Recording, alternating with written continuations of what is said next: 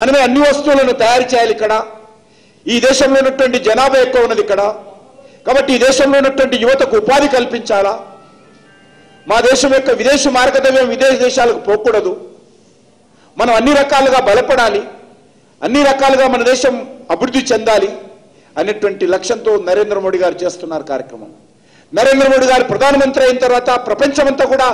భారతదేశం వైపు చూస్తూ ఉంది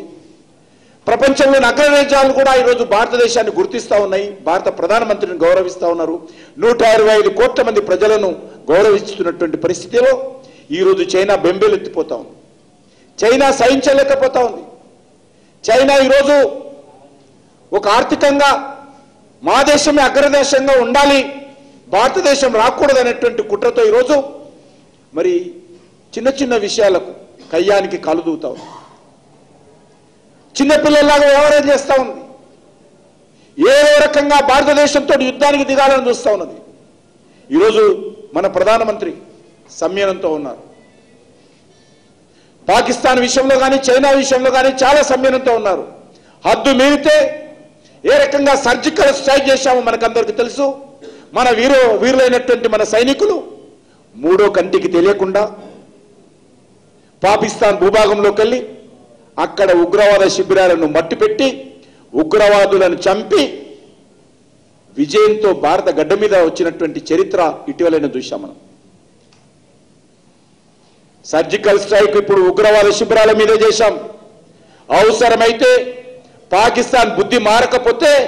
లాహోర్ మీద కూడా సర్జికల్ స్ట్రైక్ చేసే పరిస్థితి కొని తెచ్చుకోవద్దని సందర్భంగా మనం చేస్తున్నాం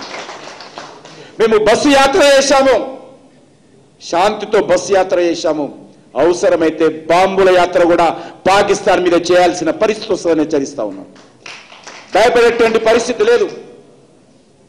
ఈరోజు యుద్ధం అంటూ జరిగితే పాకిస్తాన్తో ప్రపంచ చిత్రపటంలో పాకిస్తాన్ అనేది ఉండకుండా చేసే శక్తి మా సైనికులైనటువంటి మా వీరులైనటువంటి భారత సైనికులకు ఆ శక్తి ఉందనే విషయాన్ని ఈరోజు పాకిస్తాన్ గుర్తుపెట్టుకోవాలి ఇటీవలైన మన డిఫెన్స్ మినిస్టర్ చెప్పాడు మాది గత సైనిక శక్తి కాదు ఈరోజు అన్ని రంగాలలో